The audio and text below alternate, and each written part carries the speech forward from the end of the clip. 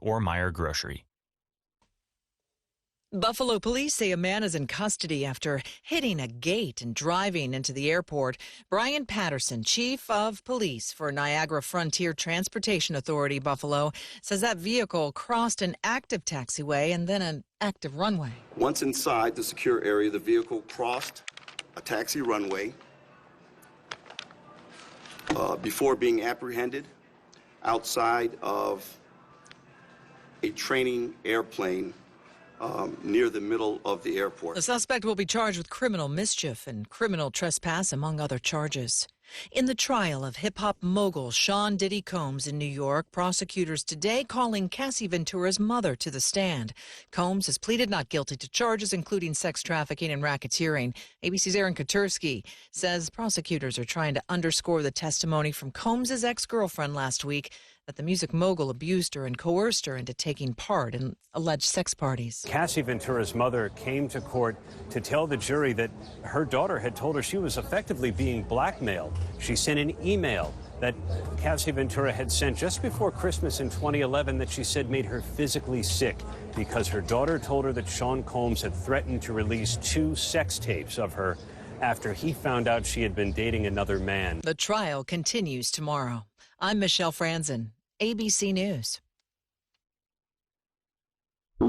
Oh no, stomach issues again? Stomach issues? Who are you? Your pancreas. I could be the real reason for your diarrhea, gas, bloating, stomach pain, or loose oily stools. I thought it was my stomach. People often do, but any of these symptoms could mean having a condition called exocrine pancreatic insufficiency, or EPI. With EPI, the pancreas doesn't release enough enzymes to break down food, but EPI is manageable. Use the symptom checker on identifyepi.com and speak with your doctor. That's identifyepi.com. Sponsored by AbbVie. News Talk 610 AM and 102.1 FM. KVNU. 4:05 now on this cloudy Tuesday afternoon, is still seeing some isolated showers, thunderstorms throughout the area. That's going to start tapering off here in the next couple of hours. Well, I'm Will Feelwright with your KVNU News headlines as we begin KVNU's For the People show. And county officials have announced the extended closure of 1800 West at Hiram Dam for spillway repairs. Now, the closure expected to begin June 2nd and will continue until February of 2029, according to a news release from Cache County officials. Now, the extended closure is needed to facilitate construction of the new Hiram Dam spillway by the Bureau of Reclamation. Rick Baxter, who's the office manager for the U.S. Bureau of Reclamation's Provo office, in a release said that they appreciate the public's patience and understanding during this project that is needed to keep the reservoir and spillway in good working order. Now, access to Mount Sterling area from the north during the period will be maintained by a 2400 West detour from Highway 101 in Hiram. Now, the Bureau of Reclamation is a federal agency with the U.S. Department of Interior that's responsible for managing water resources throughout the western United States. Meanwhile, on a story that we've been following since the weekend, an 18-year-old has now been taken into custody after another teen was found dead in a parking lot at Kearns High School. Now, the suspect was identified as Brandon Hollins. The victim, meanwhile, has not been identified. Now, officers with the Unified Police Department of the Greater Salt Lake area were called to the school just before 2 a.m. on Sunday on reports of shots being fired. Court records indicated that the victim had a unique tattoo that they were able to enter into the Statewide Information and Analyst Center. Now, they were able to identify the 17-year-old and found that he was known to hang out with Hollins. Now, officers tracked Hollins' vehicle to a home in Murray. They responded to that home and found a silver Honda Accord that matched the vehicle that was seen in surveillance video at the shooting. Now, after executing a search warrant, police say they found a handgun similar to what was used at the school. They said the firearms ammunition also matched shell casings that were found in the parking lot. Now, investigators said that Hollins' mother also told them that she had been able to track his whereabouts and found that he was in the area across from the high school around the time the shooting occurred. And more than a year after the discovery of human remains belonging to a Courtney Townsend, officials have confirmed that additional remains were found earlier in Kane County, also belonging to the missing woman. Now, officials with the Kane County Sheriff's Office said they received a report back on May 8th of possible human remains that were found by a hunter on Cedar Mountain. It's roughly a mile from where Townsend's original remains were located back in May of last year. Now, a deputy responded and recovered the remains. They were turned over to the Utah State Medical Examiner's office, where they were positively identified as belonging to Townsend. However, investigators said the discovery did not provide any new insight into her cause of death. Now, Townsend was reported missing back in November of 2023. Her case remains under investigation. Officials from the Kane County Sheriff's Office, who have been leading the investigation alongside the St. George Police Department, said they have yet to determine the cause of death. They said that they have found no evidence, though, of any foul play. Now, family members have said they believe there must be more information to her disappearance and death. Well, we're going to continue to see some scattered showers, thunderstorms throughout the area for a couple more hours as this storm is going to move out. Bring us with clear skies overnight tonight as we've been into the low 60s today. Tonight we'll drop into the low 40s, then sunny skies for tomorrow and into Thursday and Friday as we'll see temperatures warming back up into the 70s and a chance of some showers possible for Memorial Weekend. And two of Cache Valley's best home builders, Edson Builders and Innovative Home Finishes, have teamed up when it comes to building your dream home. Or if you're building on a budget, give them a call at 232-2680. And I'm Will Feelwright with your KVNU News headlines. Do you have a nasty weed problem? We have the right person for you. Sir, you work for Logan Extermination, don't you? Can you help these folks get rid of pesky dandelions? Of course I can help. I am the Terminator. I will terminate those little yellow devils in your yard. Call me at Logan Extermination, 752-8450. Terminate your weeds and green up your lawn for only $45, based on maximum 5,000 square feet. Local Talk. Afternoons at 4 with For the People.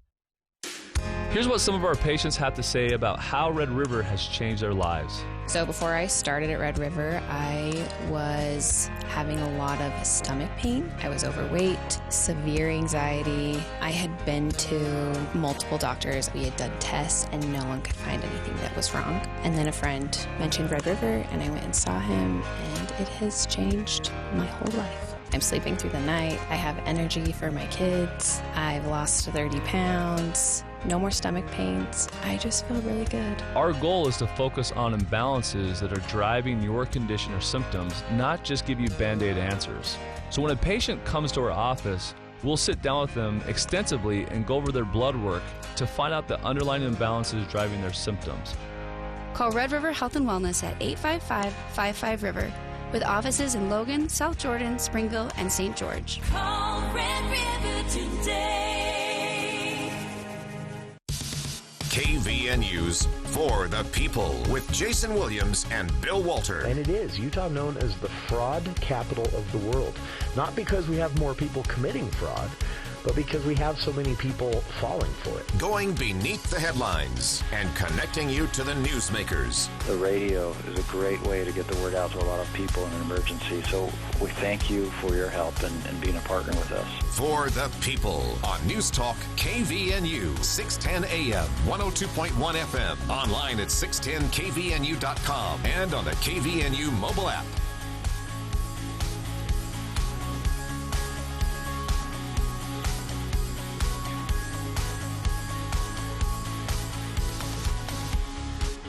Welcome to KVNU's For the People. It is Monday, May 20th. 60 degrees here at the Radio Ranch at 4:11 in the afternoon. Thank you for joining us here on the show. Coming up, a $1.6 million project at the Utah State Capitol was unveiled yesterday afternoon in a big ceremony, and we'll talk about how this came to be, what it's all about, and why. So that's coming up later on in the show. $1.6 million of taxpayer money spent on what was appropriated as just a capital beautification project. But yesterday it was revealed what this actually was, and everyone's talking about it. So stay tuned for that. A USU basketball player back in the news, not the way you want to be. Jared Shaw arrested in Indonesia. We'll talk about why and how it could affect his career going forward. That's coming up later on as well. Starting out with some nerd news today. I've been following this since yesterday when a new study was published in an academic journal called Cell Press the journal called Chem. This is a molecular science journal for researchers, scientists, and molecular science nerds. Something I'm not, but being a general tech nerd, it caught my eye because this is really cool, but it speaks to a future that is almost difficult to conceive, that is just a few years away, really.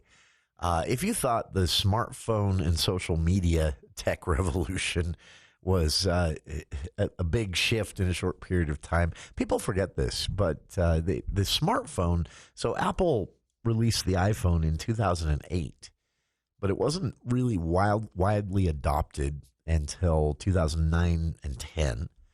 And then, of course, Google came out with their version of the iPhone, the Android operating system, and the Google Pixel phones.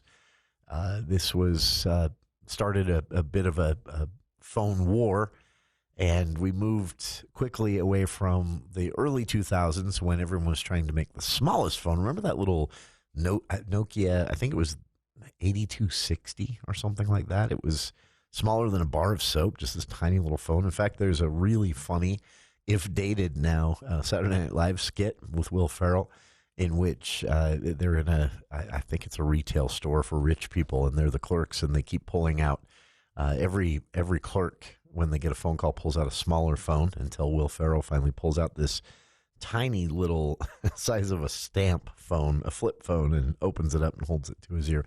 That was the direction things were headed, and then the iPhone came out. And not only did it change the direction of size of phones, because now people actually want bigger phones. You want it to fit in your pocket, but you want a bigger screen, right? It also changed computing. It changed how we work. It changed the education system. It changed almost everything about our daily lives. Ironically, it being a phone, the iPhone kind of ushered in an era in which phone calls are almost passé at this point. In fact, I saw a study recently that was done by the University of Chicago on Gen Z and Gen Alpha and their phone use when they use it as an actual phone, and Gen Alpha doesn't.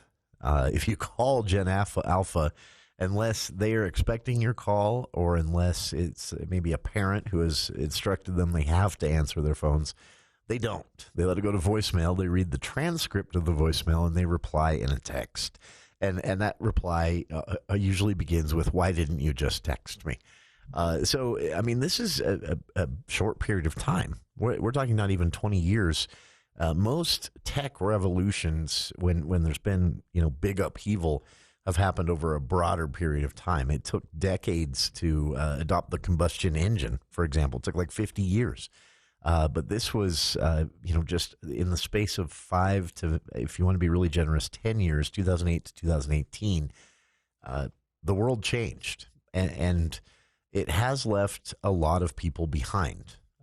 In fact, I spoke recently with a gentleman in his mid-70s who his entire experience with a computer was some moderate data entry required by his job in the 1990s before he retired in the mid-2010s, and it left him behind. And now he's grappling with the fact that everything is done on smartphones now. And the conversation started because he was telling a joke to a group of us that he was talking with one of his grandkids, and he said, "What's an app?" And his grandkids looked at him like he was an alien because this was 2023, he said, when this happened. So, yeah, it's been a really rapid change. It was almost the end of the personal computer. They're actually making a comeback, especially in the business world, where tablets and phones are very useful, but they haven't replaced some of the necessities of an office environment, especially being able to sit down at a desk with a laptop or a desktop even. And so we're seeing actually a resurgence of laptop and desktop sales, but it forever changed that world. It was the first challenge Microsoft had ever really faced.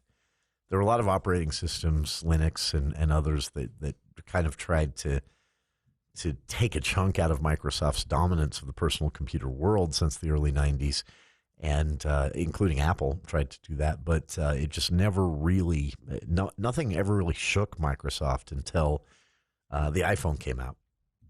And I don't think, Apple CEOs at the time have talked about this. They didn't expect, they weren't thinking that they'd just invented a technology upheaval. They were thinking they'd invented a device that a large number of people would probably like and enjoy. But they even in their earliest investments in the iPhone, they weren't planning on this being something that was ever, adopted worldwide. And now everyone has a smartphone, and iPhone still dominates. Google's taken a big slice of the world of the smartphone with the Pixel phones and the Android operating system. And I use Android myself. I have some specific needs where I need to adjust my phone in a way that an iPhone won't let you for the day job. But iPhone dominates. And again, this is all, this all happened in less than 10 years. And now here we are 20 years into it. Another one is on the way. So artificial intelligence, of course, is what everyone's talking about. But I've said it a few times, artificial intelligence isn't ready for prime time. It's being oversold by the people who have vested interest in overselling it.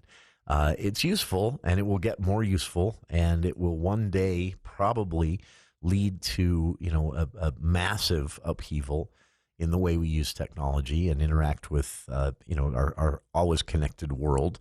But it's not there yet, despite what anyone says.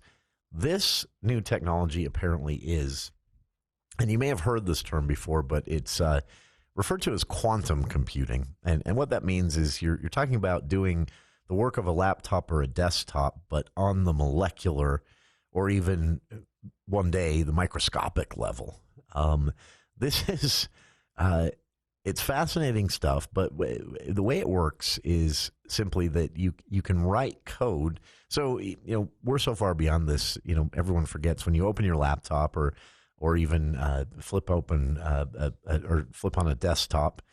You kind of remember it, but your smartphone and your tablet, you probably forget it, but it's still just ones and zeros. It's still just coding. It's programming behind that. Some sort of software that makes certain things happen, and then you interact with it in a certain way that makes other things happen, but that's all programmed. That's all written at a certain point by some nerd who types code. And or in the case of the operating systems for the phone, it's a team of a few thousand nerds who type code. That can be done inside of a molecule. So molecules store information. We know that. There's DNA information that works a lot like, this is kind of creepy, but it works a lot like IT code, information technology code. It has a similar function. It's the foundational code, if you will, for how things are built, like an operating system. And that is stored in molecules in certain ways. And scientists have known for a long time how that's done.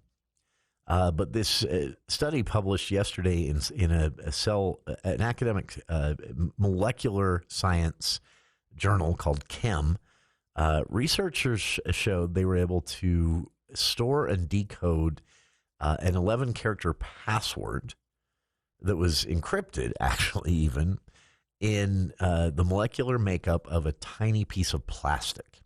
And the belief is this technology could meet a growing demand for energy-intensive long-term data storage, basically writing data into molecules, into pieces of plastic. So your credit card, for example, it has a chip on it right now that can be read by an RFID reader, and so you can just tap it up against something. It gets the necessary information to run either a debit or a credit transaction with your information from your bank.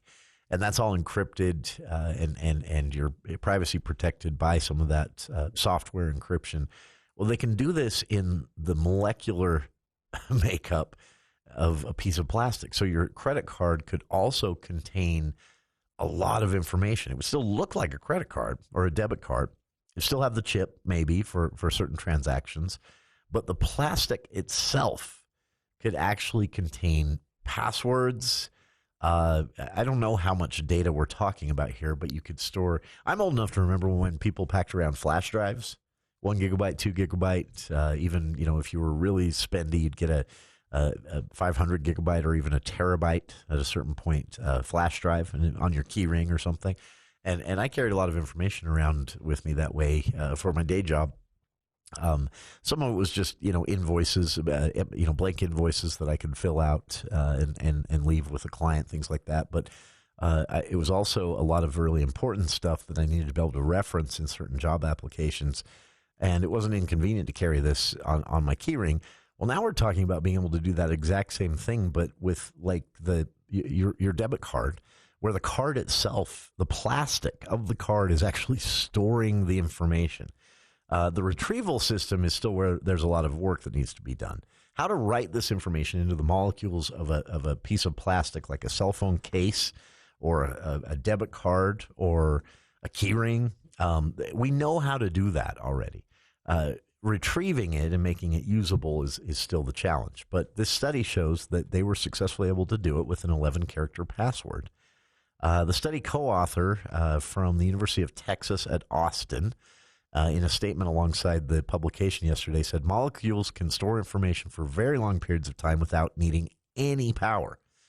Nature has given us proof of principle that this works, DNA and things like that, but also the molecular framework, if you will, of a piece of plastic. And they said this is the first attempt to actually write successfully information in a building block, a molecule of a piece of plastic, and then read it back using a device that, very high-tech device, not commercially available yet, obviously, that use certain electrical signals to read the information off of this 1-inch by 1-inch piece of plastic that they wrote the information onto. It doesn't change the look of the plastic, doesn't change the molecular makeup of the plastic in any way. They're literally just using the molecules of that piece of plastic as a hard drive.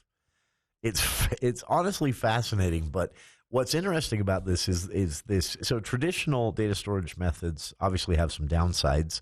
It's expensive. It consumes a lot of energy, a lot of electricity. It's a huge contributor to our overall, climate footprint as a daily commerce plays out each day.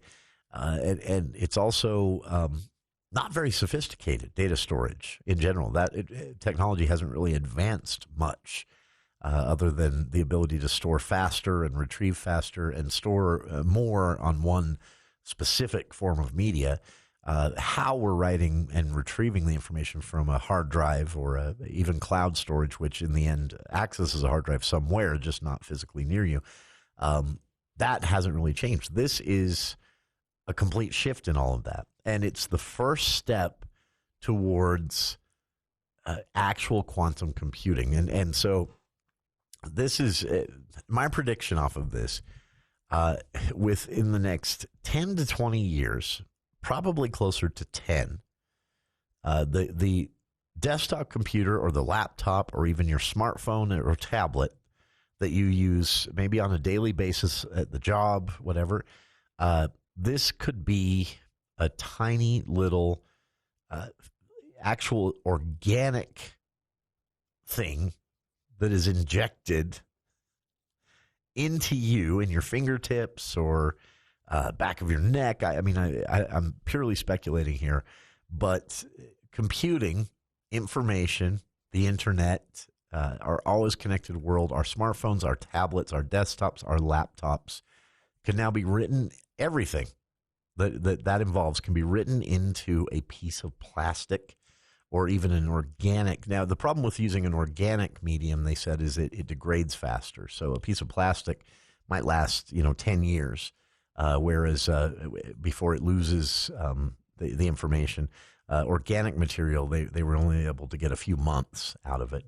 But they have proven that it's possible now. Everyone theorized it was possible. And the password that they encoded actually worked and has been working, they said, for about a year now to access these various devices they set up that require a password. And they just hold this piece of plastic up to it, no electricity, and the device throws some electricity at it, reads the code that produces the password, and unlocks the device. It's really cool stuff, but happening on the molecular level. So another way to put this is you're worried about AI. Don't be. We're about to enter a whole new creepy era of personal computing with a tiny little thing you inject into your forehead or something like that. We'll be back right after this. News Talk 610 AM, 102.1 FM, KVNU. Building a home is one of life's biggest investments. You want it done the right way, the honest way. Edson Builders has teamed up with Innovative Home Finishes, two of Cache Valley's best, to give you a better home building experience. No cookie cutter designs, no cutting corners, just exceptional homes built exactly the way you want. And right now, you may qualify for a $20,000 first-time home builder incentive. Call 232-2680. That's 232-2680, or visit edsonbuilders.com. Did you just build a home or remodel your current home? Well, if so, John at the Duct Hunter says you should have your heating ducts cleaned as soon as possible and change out to a high-quality furnace filter. The dust from construction, sawdust, drywall, and more is sitting in your duct work. Your furnace filter's probably clogged. You'd be surprised what John has found in air ducts, toys, construction debris, and rodents. Let the Duct Hunter clean the ducts today. Call for a free consultation. The Duct Hunter, 770-4813. We are the Duct Hunter. Breathe better, save money, protect your home. We are the Duct Hunter. Do you know a champion in our community? Nominate them for the KVNU Above and Beyond Salute. Every Friday morning at 8:30, we'll spotlight a firefighter, law enforcement officer, healthcare worker, or other deserving individual and give them a $40 gift card to Firehouse Subs. Submit your nominations for the Above and Beyond Salute by visiting kvnutalk.com. Help us recognize the champions in our communities. The Above and Beyond Salute, sponsored by Firehouse Subs on News Talk KVNU, the voice of Northern Utah.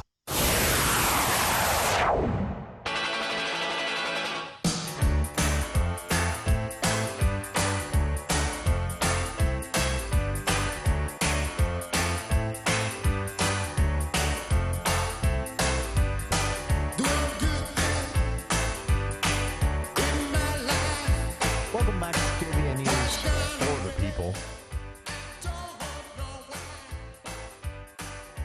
I don't really have a lot of commentary to add to this. It was just kind of an interesting news story I ran across just before the show today. This news, I don't know how the Salt Lake Tribune uncovered this. I don't know if they have someone on staff that just generally searches court records around the globe for familiar names or if someone brought this to their attention. But this was news that a former Utah State University basketball player, Jared Shaw, who played with the Aggies in the 2012-2013 season. After that one season, he transferred to Oklahoma State, but he started 2012-14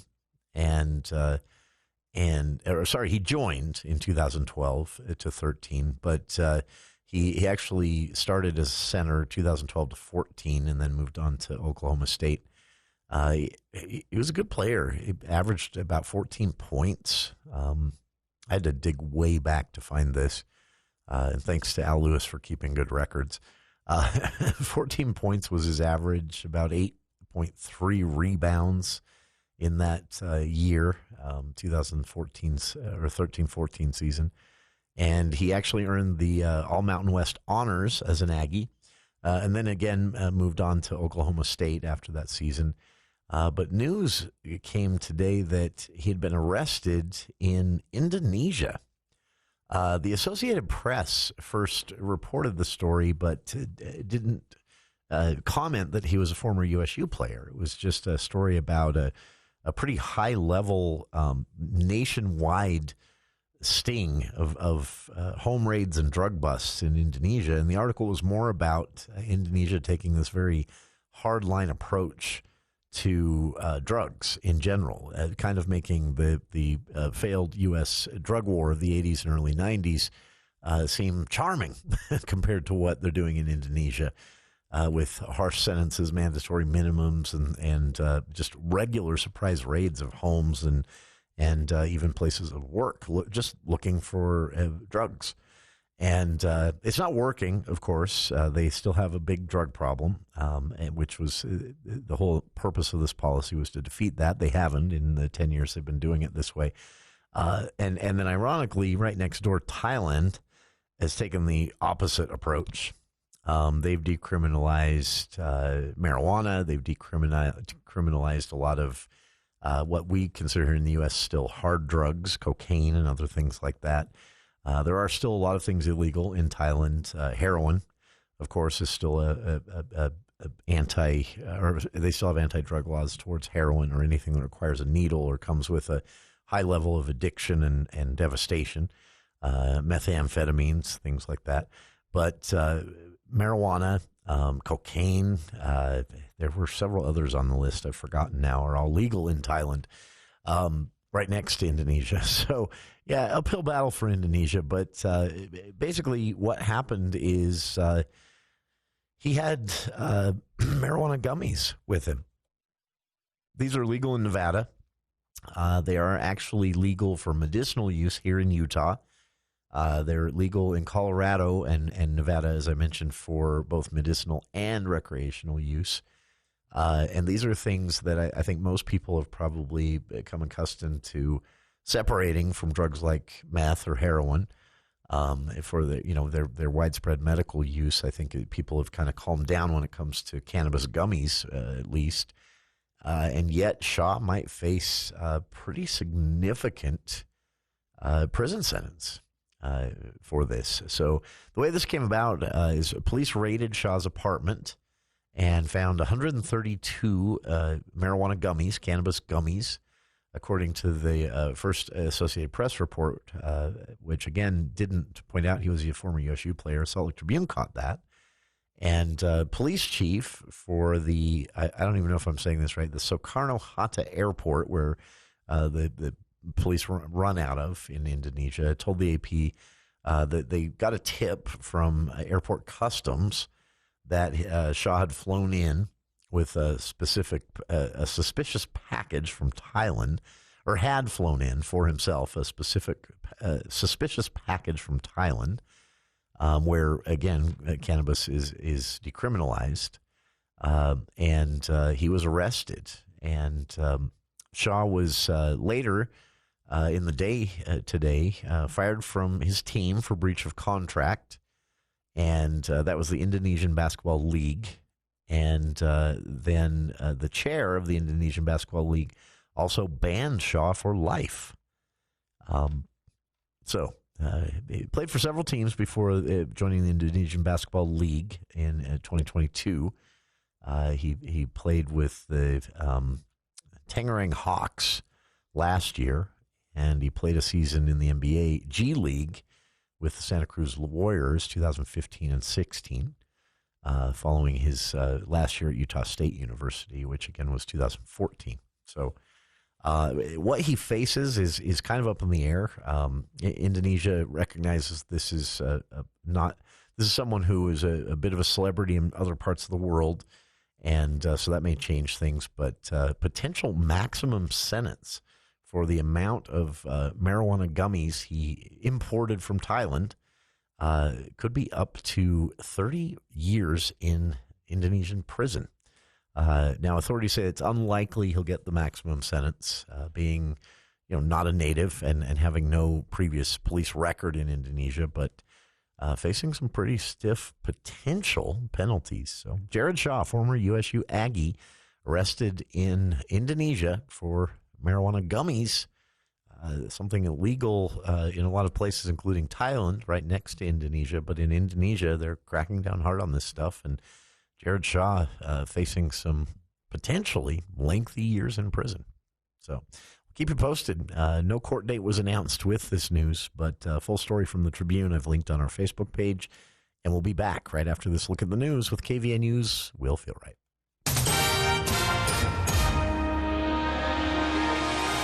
Well, thank you, Jason. A 47-year-old Brigham City woman has admitted to stealing more than $3,500 from an organization that helps provide assistance to low-income individuals. Trista Polson was originally arrested in October of 2023 after a warrant was issued by a judge. Now, according to prosecutors, Polson applied for housing assistance from the Bear River Association of Governments, who provide short-term help for people who are homeless. Now, she was approved to stay at a local hotel for several weeks. Polson was later hired by the hotel and began working as a front desk secretary. Despite her employment, though, records showed she continued to use Bragg's credit card for additional stays. Now, prosecutors report that Polson was able to bypass Bragg's approval system and charge the credit card for her stays. Records show that she used the organization's credit card for a total of $3,500. Now, Bragg also paid for Polson's deposit on an apartment in Brigham City prior to learning of the fraudulent use of their credit card. According to court records, Polson appeared last week in Logan's First District Court, where she pleaded guilty to one count of unlawful use of a financial card, amended to a Class A misdemeanor. Now, as part of the resolution, an additional charge was dismissed. Polson was sentenced to 24 months probation in order to pay back $3,569 to Bragg. And a Utah man accused of holding his girlfriend and her family in their home for 6 months on a lie that cartel members were after them has been arrested. Dominic Garcia, 23-year-old, faces 28 counts, including 7 each, of kidnapping and assault after his arrest over the weekend. Now, he remained held yesterday in the Salt Lake County Jail, according to NBC News. He allegedly told police that he lied to the family about needing to protect them from a non-existent cartel. Now, Dominic said that he continued to lie for several months because he did not know how to stop it in fear that they would not like him. Now, Garcia moved in with the family of 7 in Salt Lake City suburb of Mill Creek back in December, and soon after, he allegedly told them that his own family had business ties to a cartel and that the family needed to protect themselves.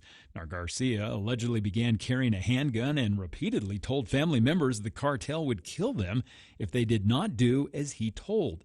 Now, other family members allegedly told police that Garcia at times kept them from leaving the house for more than short periods of time.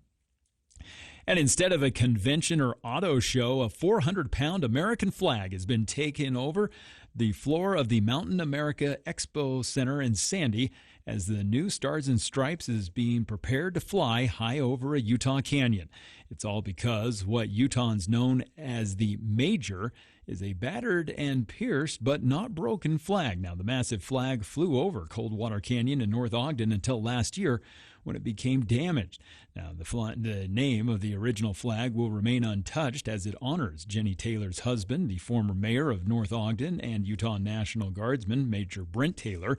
Taylor, who is now CEO and founder of the Major Brent Taylor Foundation, expressed how the last 7 years have been really tough. She explained how there have been days where she has not felt like she could fly another day, and sometimes she wonders, does it matter or is it even worth it?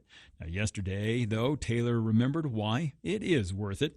While the Colonial Flag crew started to repair the Major, they rolled out a new flag that will replace it in the canyon.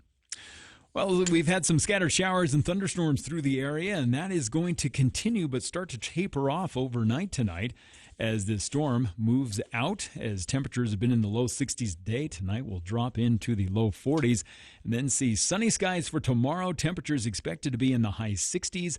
Eventually by Friday, we'll get into the mid 70s with sunny skies continuing, but then a chance of some showers possible for Memorial Weekend, at least Saturday and Sunday, clearing up though by Monday. And news and weather this hour brought to you by Quality First Insurance. If you're a business or HR director struggling with your employee benefit package and you need the options, call Matt Robbins with Quality First Insurance. He can help you put together a benefit package for your company. Matt Robbins with Quality First Insurance, 752-0101. And I'm Will Feelwright with your KVNU News headlines. ABC News, I'm Michelle Franzen. President Trump announcing the U.S. will create a new missile defense system called the Golden Dome. The ground and space intercepting plans would protect against Russian and Chinese ICBMs and hypersonic missile capabilities. ABC's Louis Martinez is at the Pentagon. One of the things that we did get here, we got the price range, $175 billion. We had not heard that. We had heard tens of billions. This was also going to focus on Russia and China. That is the threat. Long-range missile systems that can reach the United States. We know they can do that. They've been been able to do that now for 60 years. It's more about the numbers. It's about how they could overwhelm any existing system that the United States has. Italy's prime minister confirming reports that the Vatican is open to hosting future peace talks between Russia and Ukraine to end the war. Georgia Maloney says she spoke to Pope Leo yesterday. And another round of volatile storms targeting the South and Midwest states tonight. Many hard-hit areas in the crosshairs once again. This is ABC News. Hey listeners, let's talk comfort. Specifically, how Cardinals insulation can help. Did you know the average home loses up to 35% of its heated or cooled air through the walls and roof? But here's the good news. When you call Cardinals, not only will you feel the difference with a quieter, more energy-efficient home, but you could also qualify for a tax credit up to $1,200. Save money year-round with Cardinals insulation. Call 755-5012. That's 755-5012. This is Rochelle Hanks, bringing you the Daily Financial Market Report on behalf of financial advisor Sean Arnold and Edward Jones for Tuesday, May 20th. Stocks finished lower. U.S. equity markets closed modestly lower today on a quiet day from economic data standpoint. Sectors such as utilities and healthcare are among the top performers, and most sectors of the S&P finished the day flat to lower. On the corporate front, Home Depot announced better than expected sales for the first quarter, but reported earnings that were slightly lower than expected. However, company management maintained full-year guidance and stated that the company doesn't plan to raise prices in response to tariffs. Overseas, European markets closed higher following a modest improvement in the Eurozone consumer confidence indicator, while Asian markets were mostly higher overnight following China's decision to lower two of its key lending rates by 0.1%. Today, U.S. equities closed lower. The Dow closed down 115 points at 42,677. The Nasdaq closed down 73 points at 19,143. And the S&P closed down 23 points at 5,940. And in the bond market, 10-year Treasury yields are trading at 4.4%. In stocks of local interest, Autoliv is down 1 cent to 101.98. Chevron is down $1.22 to 137.27. Home Depot is down $2.33 to 377.05. Kroger is up 54 cents to 69.50. Nucor is down 82 cents to 115, and Walmart is down 32 cents to 97.80. And Meta Platform is down $3.33 to 637.10. In commodity markets, the price of crude oil was up 15 cents at $62.29, and the spot price of gold was up $62.40 to $3,295.90. This has been today's Financial Market Report, brought to you on behalf of Edward Jones, member SIPC, and financial advisor Sean Arnold, serving individual investors with personalized attention and financial advice at 135 North Main in Logan. If you would like additional information, please contact any of our 11 Edward Jones offices in Logan, Providence, and Smithfield. Daily commentary is also located on our website at edwardjones.com. Hi, this is Gordon Deal. Wednesday on This Morning, America's First News. Just as Democrats are trying to exit the political wilderness, they face new questions about the cognitive abilities of former President Biden. Also, given the volatility in the stock market and the recent clawbacks, how expensive are stocks, and is it a good time to buy? And philosophy and art history majors are having their moment. Wednesday on This Morning, America's First News. From 4 to 6 on News Talk KVNU, 610 AM and 102 FM. Your station for news and talk.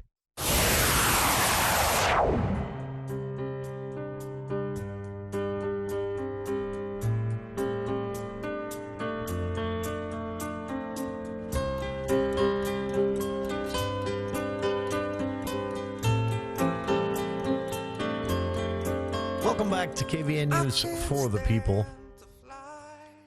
Coming up, an update on one of the wildest true stories I think I've ever heard. Some news today from the world of David Glasheen. This is a man who in the 80s was a millionaire and by the early 90s had nothing, literally lost everything, and ran away to a deserted island and then stayed there for the rest of his life. There some news today out of him. So he suffered a heart attack earlier this year, and that's what kind of brought the story back into the news. And a health update from him. He was posted by his family via the Courier Mail. We'll talk about that coming up in hour 2 of today's show. But the wild story behind how this millionaire ended up spending the majority of his life living all alone with nothing but a series of dogs, he said, that he would work with family to have brought over to him. A really wild story. So we'll talk about that coming up in hour 2. Yesterday at the state capitol, there was a big unveiling ceremony of what in legislative documentation during the appropriations process a couple of years ago was listed only as a $1.6 million capital beautification project.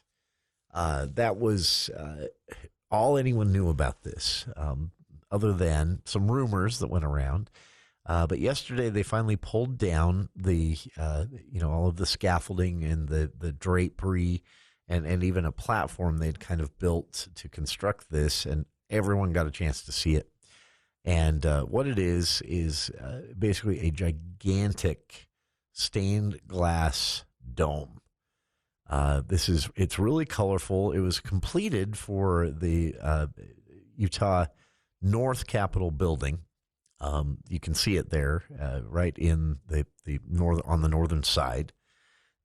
And it's basically a skylight, but it's a bunch of different scenes. And it was, by the way, actually made with materials from all 29 of Utah's counties. They wanted to actually physically include all 29 counties in some way or another. It was custom made. It's a vaulted ceiling stained glass dome, basically, and it creates this really cool, diverse color shadow, if you will, on the floor. I don't know. It's the video was amazing. So it is now open and can be viewed by the public. And this will also it pictures Utah landscape, various landscapes. There's a seagull on it, of course, and it depicts a little bit from every part of Utah. So this is where it gets really cool. It's composed of 14,000 individual glass pieces. So this thing is 25 feet by 25 feet, and it's again, very colorful, very scenic, almost looks like a photo from a distance at least. Has the Seagull Lily, California Gull, various national parks are represented, the Wasatch Mountains, Goblin Valley, Bryce Canyon. But again, it's all comprised of 14,000 individual little pieces of glass. And one highlight from this was part of the ceremony yesterday, which took place right as we were on air. And they talked about a pair of bristlecone pines containing sand and then rock and wood from every one of Utah's 29 counties. The Great Basin bristlecone pine is one of the oldest living organisms on the planet. And it's only found in 3 states, Utah being one of them. And they managed to work some of that encasing it in glass. That's really cool. I mentioned already Dead Horse Point, Rainbow Bridge Arch, of course, Mount Olympus represented in this. And so there's a sky in this scenic view that this stained glass dome portrays, and the sky is centered around crystals that were taken from a decommissioned government telescope, and so it scatters rainbows down onto the second floor where tourists come through, and it's really cool, honestly. Dallin Orr, who was the head artist behind the whole project, commissioned by the state legislature and the Capitol what do they call themselves? The Capitol something. Anyway, it's basically a committee that handles capital beautification and maintenance and all of that stuff. Or the artist works for a company called Holdman Studios. They're based out of Lehigh, and they've done stained glass displays for a lot of different things, public and private facilities, they said. They even did a 200-foot wall at the Utah Valley University Library. I haven't seen that either.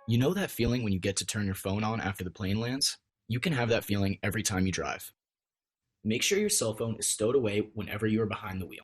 Visit StopTextStopWrecks.org. A message brought to you by the National Highway Traffic Safety Administration, Project Yellow Light, and the Ad Council. Coming up on the Wednesday edition of the Clay Travis and Buck Sexton Show, the aftermath of Trump's big, beautiful bill push. What's it going to do for the economy? Plus, we've got more for you on that member of Congress charged with assaulting federal law enforcement. And we'll be joined by Alan Dershowitz to talk about his latest book. Going to be a fantastic day, as always, coming up on the Clay Travis and Buck Sexton Show. 10 to 1 on News Talk KVNU, 102 FM and 610 AM.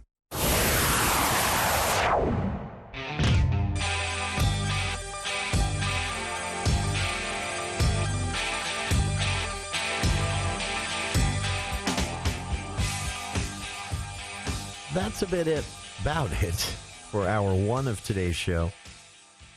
But stick around. Coming up in hour two, one of the coolest, I can't believe this is true stories that I've ever heard. Got an update, kind of a bittersweet update after some, again, unbelievable news. The story of a millionaire who went from top of the world financially to having nothing in a few short years, and then just checked out. Went to a deserted island. His family thought he'd be there for a bit to collect his thoughts. He never left, and he's still there today. And after a health scare that actually caused him to have to leave the island for the first time, he's headed back. The details of the story of David Glasheen from Australia coming up on the other side, and controversy over an op-ed written by a high school newspaper advisor, basically saying, everyone, stop ragging on Gen Z.